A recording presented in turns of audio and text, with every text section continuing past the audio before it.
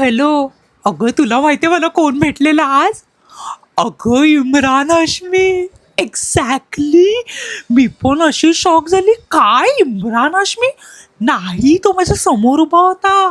तो माझ्याकडे सारखा बघतोय.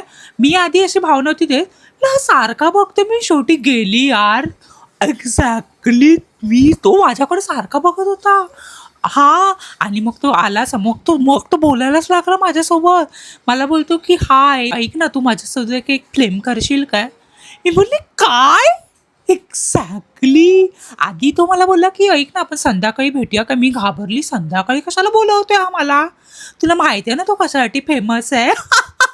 अगं भेट काय, तुला माहिती आहे ना माझी मम्मी. तो पप्पी वगैरे देईल अगं मला. आणि नाही, माझी मम्मी मला सोडणार नाही. मग तो हिरो असू दे ना, तो कोण पण. नाही तर काय. एक्झॅक्टली. मी त्याला नाही, मला समजलं नाही. मी सरळ त्याला नाही बोलून टाकलं. हा यार, मला आत्ता मी विचार करते यार, मी काय केलं यार. ऐक ना यार, तू चल ना यार, आपण त्याला शोधायला जाऊया. नाही, मला तो इन्स्टावर रिप्लायच नाही देते. मी किती मेसेज केले त्याला. मी तेच करत होती मगाचपासून. 100 तरी मेसेज केले मी त्याला. नाही रिप्लाय देते ग तो.